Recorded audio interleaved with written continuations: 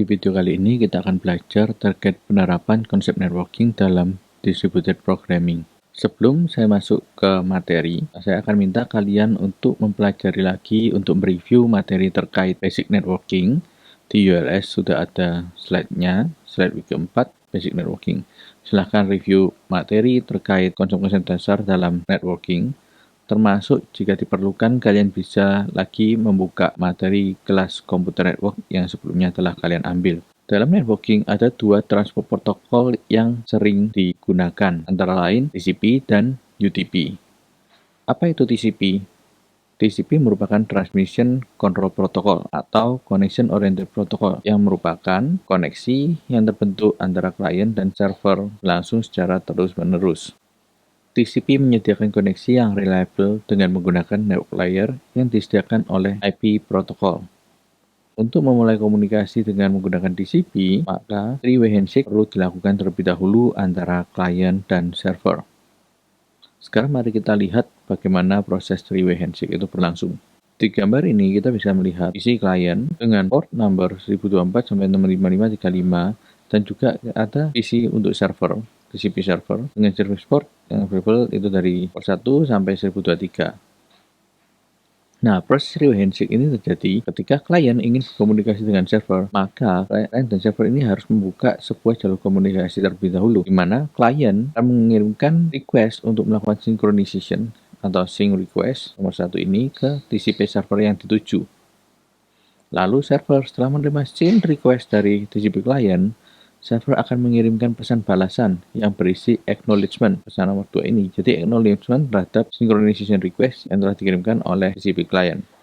Setelah TCP client tersebut menerima acknowledgement dari server terkait sync request yang telah dia kirim sebelumnya, maka TCP client akan merespon kembali dengan acknowledgement, yang berarti seluruh pesan request dan juga acknowledgement-nya itu telah diterima dan mereka siap berkomunikasi satu dengan yang lain. Sekarang kita lihat apa perbedaan antara TCP dan UDP. TCP itu merupakan Connection Oriented Protocol, di mana ketika ada data yang terkirim, baik itu dari sisi server atau klien, jika dalam proses pengiriman data tersebut itu mengandung error atau mungkin paket datanya ada yang terhilang selama proses transmisi pesan, maka pihak penerima baik itu klien atau server, itu bisa mengirimkan message ulang atau request kembali ke pihak pengirim untuk mengirimkan pesannya karena ada error atau pesan yang sebelumnya terkirim itu tidak diterima. Nah, ini salah satu keunggulan TCP yang merupakan connection oriented. Sedangkan pada UDP itu dia sifatnya connectionless. Pihak penerima itu kurang begitu mempedulikan apakah data tersebut mengandung error atau tidak, atau ada paket data yang terhilang dalam pengiriman, atau mungkin jika paket data yang sampai di tempatnya itu urutannya tidak berdasarkan sequence yang ada. Jadi di UDP yang terpenting adalah semua data terkirim dengan cepat. Di slide ini kalian bisa lihat beberapa perbedaan yang ada pada protokol TCP dan juga UDP. Sekarang mari kita lihat untuk implementasinya di Java, bagaimana cara kita bisa mengimplementasikan konsep networking tadi. Di video ini kita akan lebih fokus untuk membangun koneksi TCP terlebih dahulu. Untuk UDP kita akan belajar di pertemuan yang berikutnya. Jadi kelas yang dibutuhkan untuk membangun koneksi TCP itu adalah kelas socket. Diingat, TCP itu adalah connection based protocol. Jadi harus ada jalur komunikasi terlebih dahulu agar pihak pengirim dan penerima, baik itu klien maupun server, itu bisa saling berkomunikasi. Kelas socket ini akan kita gunakan untuk membangun koneksi atau hubungan, membuatkan jalur antara klien dan server. Ada beberapa metode yang dimiliki oleh kelas socket yang nanti akan kita gunakan. Yang pertama, get input stream. Itu fungsinya untuk mengembalikan input stream yang ada pada socket tersebut. Lalu ada get output stream. Metode get output stream ini untuk mengembalikan output stream yang terdapat pada socket tersebut. Lalu ada metode close, itu untuk menutup koneksi. Jadi jangan lupa kalau misalkan nanti komunikasinya telah selesai, jangan lupa untuk socketnya itu ditutup. Lalu kelas yang kedua, yang tak kalah pentingnya dengan kelas socket itu adalah server socket. Server socket ini digunakan untuk membuat objek socket server yang berguna untuk membangun hubungan atau koneksi dengan klien. Metode yang dimiliki oleh kelas server socket itu metode accept untuk mengembalikan socket dan juga membuat koneksi antara server dan klien. Lalu metode close itu untuk menutup server socket. Nah, sekarang kita lihat strukturnya. bagaimana kita bisa mengimplementasikan client dan server ini tadi. Ada dua PC nanti akan berfungsi sebagai server, lalu ada PC lain berfungsi sebagai client. Perbedaan mendasar antara server dan client itu ada pada server itu harus memiliki server socket, yang mana kelas server socket ini bisa memberikan kemampuan bagi kelas server ini untuk dapat menerima nantinya data-data atau dapat menerima request yang dikirimkan oleh pihak client. Lalu kelas socket tadi jalur komunikasi. Server dan klien itu harus memiliki soket untuk bisa mengirimkan data maupun untuk bisa menerima data. Lalu buffer reader ini berfungsi untuk memperoleh input stream, lalu juga data output stream untuk mengirimkan pesan. Sekarang kita lihat dulu konsep umum yang terjadi di TCP. Misalkan ya, kita punya sebuah komputer server namanya Fred, lalu kita punya komputer klien yang dimiliki oleh Sid. Di sini si klien atau Sid itu harus membuka jalur komunikasi terlebih dahulu ke server. Kalau si Sid ini ingin berkomunikasi dengan server atau memperoleh data dari server, otomatis si Sid harus menginisialisasikan dulu jalur komunikasinya. Dengan cara apa? Ingat konsep three-way handshake di TCP. Jadi di sini server pertama kali itu kita buat dulu. Server itu kita harus tahu dulu server itu alamatnya di mana. Dan klien kalau misalkan tidak tahu alamat server, maka klien tidak bisa mengirimkan pesan. Lalu juga port. Port itu istilahnya sama seperti nomor rumah. Atau kalau misalkan di perusahaan extension line. Jadi kalau misalkan kalian ingin berbicara dengan PhD Teknik Informatika, diupaya kalian ingin berbicara dengan PhD Teknik Informatika, maka ada extension lainnya. Kalau kalian ingin berbicara dengan kantor tata usaha Fakultas Teknik, nah, ada extension lainnya, ada extension number-nya yang berbeda-beda. Nah, extension number berbeda-beda inilah itu yang di komputer itu dikenal dengan istilah port. Sebelum kalian bisa mengirimkan pesan, kalian harus tahu dulu dua informasi mendasar, alamat dari server dan juga port yang terbuka oleh server. Jadi di server, pertama kali server itu harus menjalankan soketnya. Kita jalankan accept, ini artinya apa? Agar server itu bisa menerima seluruh incoming request dari klien yang ada. Lalu setelah itu klien, dia membuat soket, membuat koneksi hubungan baru terhadap apa? Terhadap server Fred yang memiliki port number 80. Jadi klien mengirimkan pesan ini dari portnya nomor 2037 ke port 80 yang dimiliki oleh server Fred. Ketika server Fred menerima pesan yang dikirimkan oleh si klien masuk ke metode accept ini, server akan menginisialisasi soketnya. Server akan mengirimkan pesan balasannya. Misalkan tadi itu adalah SYNACK yang akan dikirimkan, oh ya nanti kita komunikasi menggunakan port 1583. Server mengirimkan pesan itu kembali ke klien, ke port yang tadi klien sudah tuliskan, yaitu port 2037 di alamat SID. Jadi server mengirimkan pesannya ke SID, nanti komunikasi di port 1583. Nah, setelah itu klien bisa mengirimkan input stream, klien memperoleh pesan dari server yang tadi, lalu klien itu mengirimkan pesan acknowledgement-nya atau pesan yang lain berikutnya ya, itu dari portnya 2037 dikirimkan ke port server 1583, bukan lagi ke port nomor 80. Jadi ini contoh konsep umum TCP. Sekarang kita lihat konsep TCP secara mendetail bagaimana klien bisa mengirimkan data ke server. Pertama-tama kita siapkan dulu servernya, kita inisialisasi server socket dengan mendengarkan port nomor 0 sampai 65.000. Sebelumnya kita harus pastikan dulu port yang available di komputer kita, di server. Itu kita cari antara nomor 0 sampai 65.000 itu mana yang masih available. Cara untuk mengetahui port mana yang kita bisa gunakan di komputer kita, baik di Ubuntu, Windows maupun Mac, itu kita bisa menggunakan beberapa komen dari command prompt atau terminal. Itu perintahnya netstart. Jadi kita buka dulu command prompt kita, lalu kita ketikkan netstart -a. Nanti di sini kita bisa lihat port mana yang sedang digunakan oleh komputer kita. Jadi setelah kita ketikkan netstart -a, nanti di sini kita bisa melihat IP address-nya, lalu port number-nya. Kita bisa melihat port number berapa, ya kita lihat di bagian local address ini, port number berapa yang bisa kita gunakan. Contoh di sini, localhost 49320, berarti nanti kita tidak bisa menggunakan port 49320. Setelah itu, kita perlu membuat soket terlebih dahulu di server. Kita definisikan soket untuk bisa menerima koneksi dari klien dengan menggunakan metode accept dari server soket tadi. Lalu kita buat variabel buffer reader untuk bisa menampung data dari klien. Nanti ini kita tampung datanya dengan menggunakan metode get input stream, diambil dari socket. Jadi klien datanya dikirim melalui socket yang sudah terbuka tadi, yang sudah disediakan. Nah, lalu nanti kita pakai metode get input stream dari kelas buffer reader untuk memperoleh data yang dikirim oleh klien. Sekarang kita lihat dari segi kliennya. Server telah melakukan segala persiapan. Nah, dari klien itu harus menginisialisasi terlebih dahulu soketnya. Klien harus membuat jalur komunikasi yang bisa digunakan untuk berkomunikasi dengan server. Jadi klien menginisialisasikan soket serta mendefinisikan IP atau alamat dari server serta port yang dimiliki oleh server. Setelah itu, kliennya itu memasukkan input data string serta menginisialisasinya dengan tipe buffer reader. Lalu, klien itu juga harus menginisialisasikan data output stream agar dapat mengirimkan data ke server dengan parameter get output stream dari kelas soket. Lalu untuk setiap data yang terkirim itu harus dikonversi terlebih dahulu menjadi bytes dengan metode write bytes yang bisa diakses dari kelas data output stream. Data yang telah dikonversikan ke dalam bentuk bytes yang telah ditaruh di data output stream ini nanti akan disematkan ke soket milik klien untuk dikirimkan ke server. Jadi nanti di server ini data yang dikirimkan oleh klien itu akan dibaca oleh metode get input stream. Data telah diterima, lalu server itu nanti akan menampilkan data apa yang dikirimkan oleh klien. Sekarang kita lihat bagaimana cara server bisa mengirimkan data ke klien. Ini kita dengan asumsi kita lanjutkan proses tadi ya, jadi soketnya telah terbentuk antara server dan klien.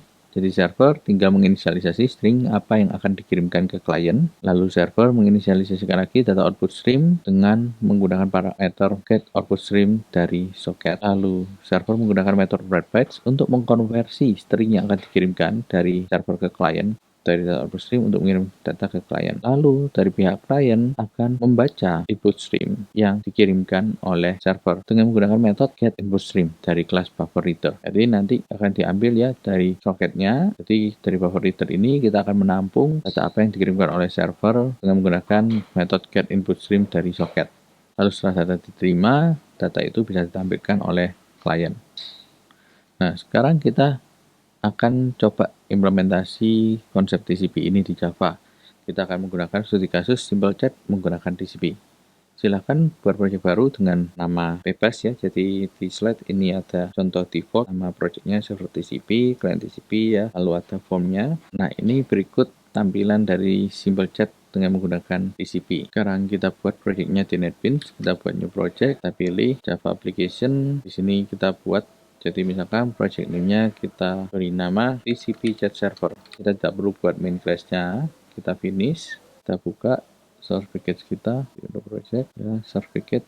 Nah, ini kita buat sebuah package. Ya kan namanya server GUI, chat server GUI. Di chat server GUI ini kita tambahkan new JFrame form, FRM chat server. Kita tunggu projectnya sampai terinisiasi. Setelah terbuka form ini, lalu kita tambahkan beberapa komponen. Misalkan di sini kita masukkan labelnya. Kita berikan nama server, kita atur fontnya, kita buat besar. Jadi misalkan 36. Lalu di sini kita berikan label baru, ya, propertiesnya, dan kita berikan tambahkan juga text field. Tambahkan text field, kita perbesar ukuran text fieldnya. Kita ganti namanya menjadi txt chat server, lalu kita tambahkan button untuk send. Jadi kita samakan dengan desain di PPT tadi, button send from server. Ini kita bisa atur ukuran dari text field dan juga button sendnya. Lalu kita tambahkan sebuah text area.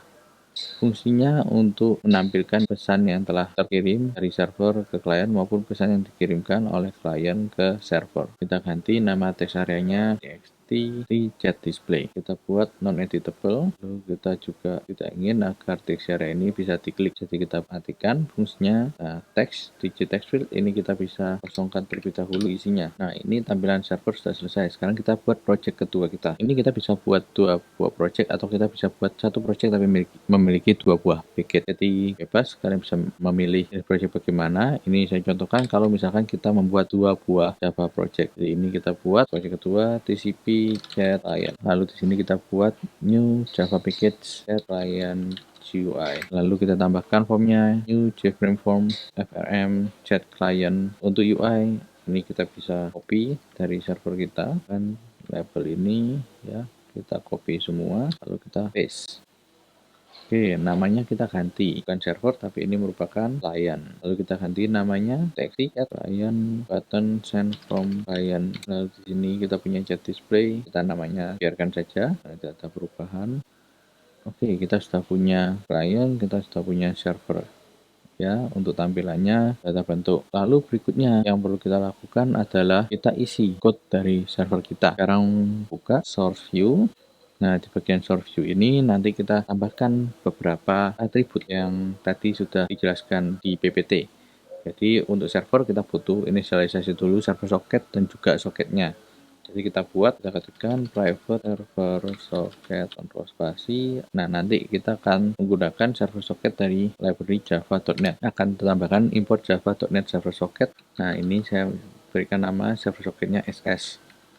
Lalu di konstruktornya form chat server, ini kita inisialisasikan server socket ini nanti ingin kita jalankan di port berapa. SS sama dengan new server socket. Portnya tadi kita sudah cek sebelumnya menggunakan command netset di command prompt. Nah, untuk port number yang available ini harus disesuaikan kembali dengan port yang available atau yang tidak digunakan dari command prompt tadi. Jadi, kalau misalkan port itu sudah digunakan, ya berarti kita harus pilih angka lain. Ingat, range-nya dari 0 sampai 65.000. Ini kita contoh, ini di tempat saya tadi port 6000 itu sedang kosong, jadi saya beri new server socket di port 6000. Kita memiliki error di sini. Sekarang kita lihat errornya kenapa.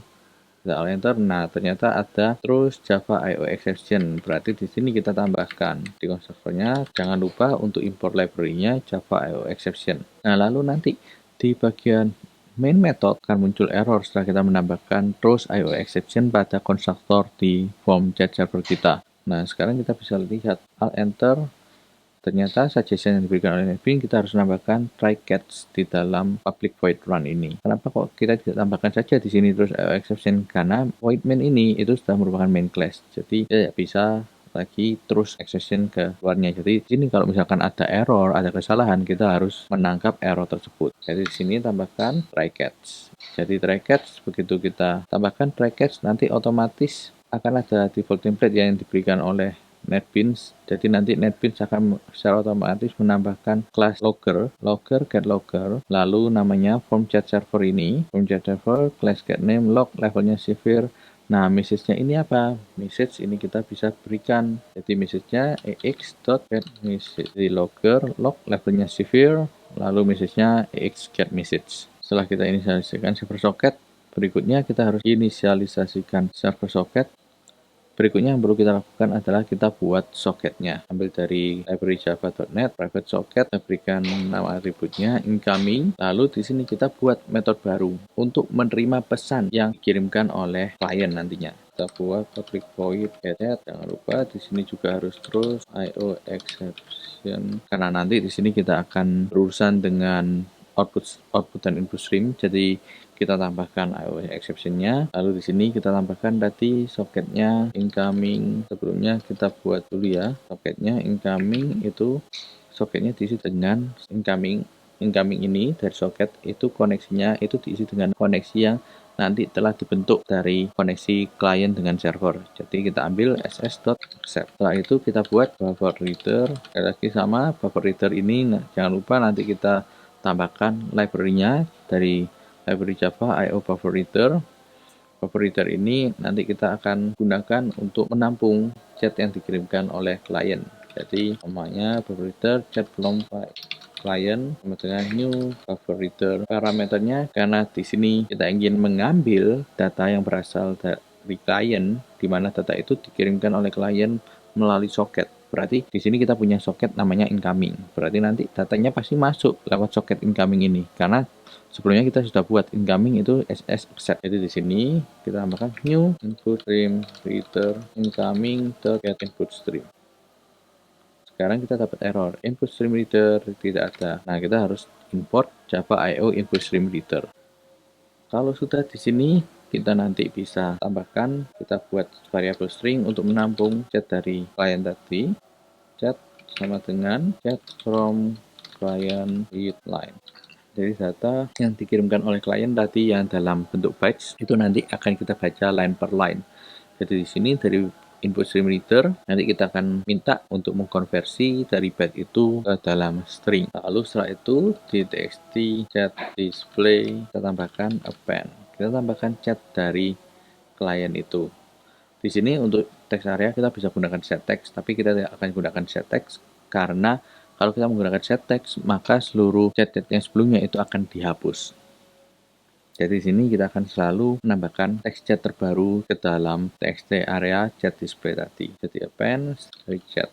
Sebelumnya kita harus tahu pesan ini dikirimkan oleh siapa, apakah dari server ataukah dari klien.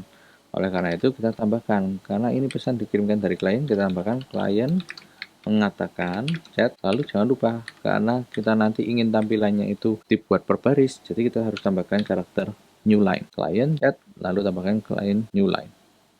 Snippet dari code ini bisa kalian lihat juga di PowerPoint yang sudah diupload di ULS.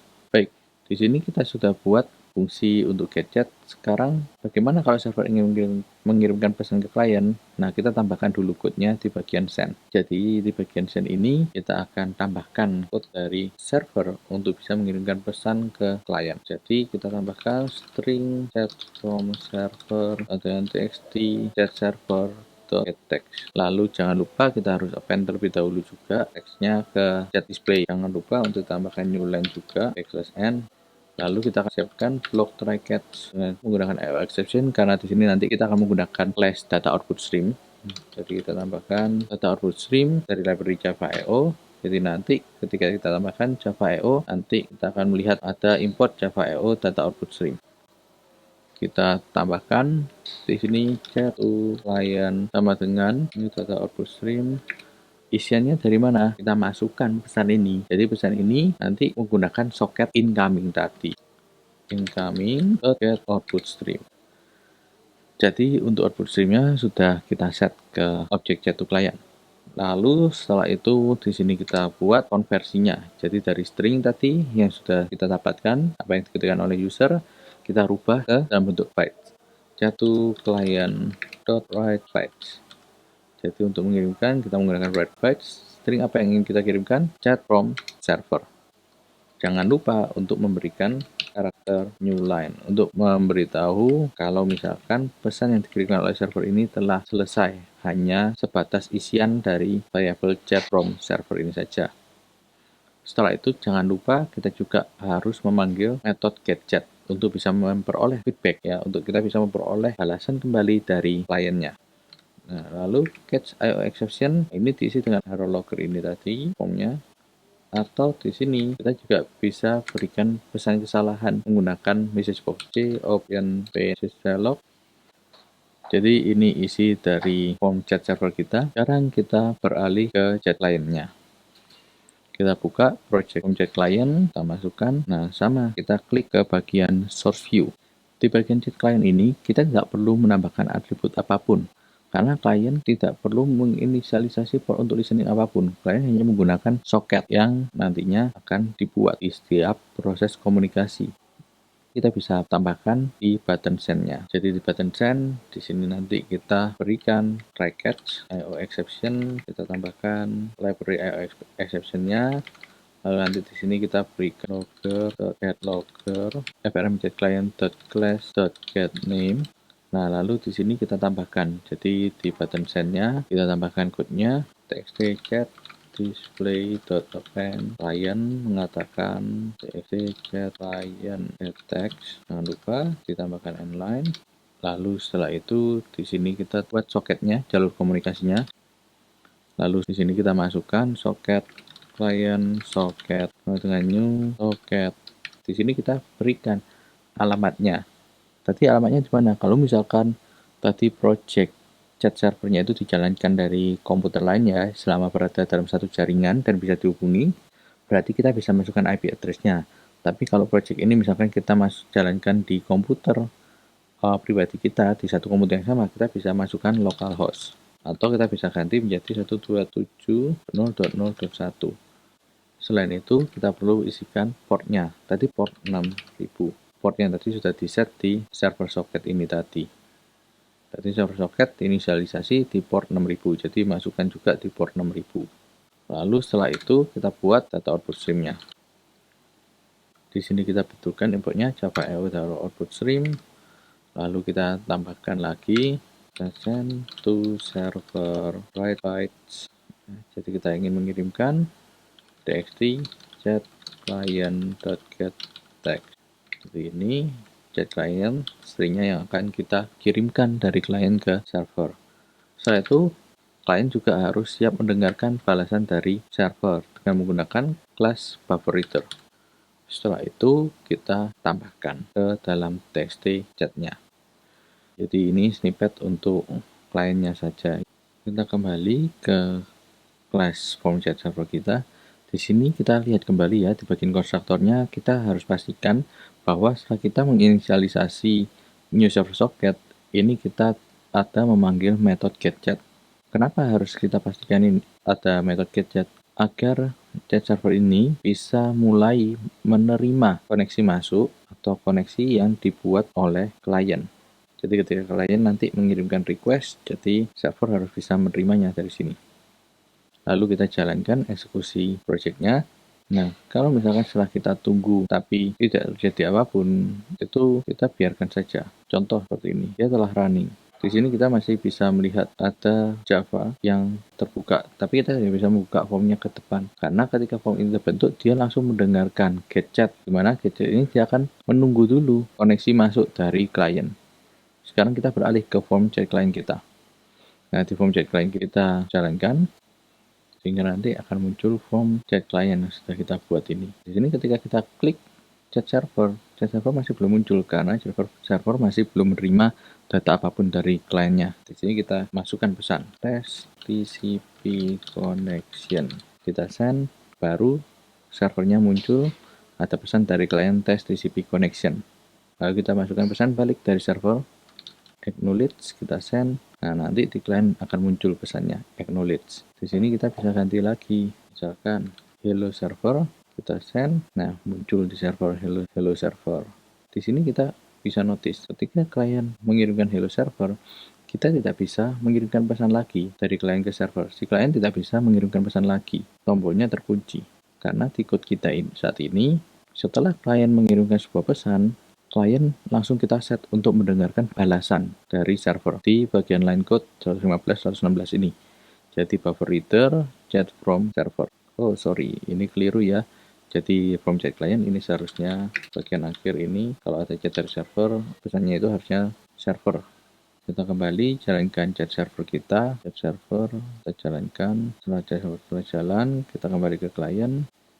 Ini program yang kita test TCP connection send. Nah, di server sudah terbuka, acknowledge. Nah, server acknowledge. Ini kita masukkan hello server. Kita send. Klien menggunakan hello server. Nice to meet you. Kita send. Di sini kalau misalkan server ingin mengirimkan pesan lagi, sudah tidak bisa. Kita bisa melihat. Jadi ada simbol waiting buffer sama ketika klien akan mengirimkan pesan nice to meet you too.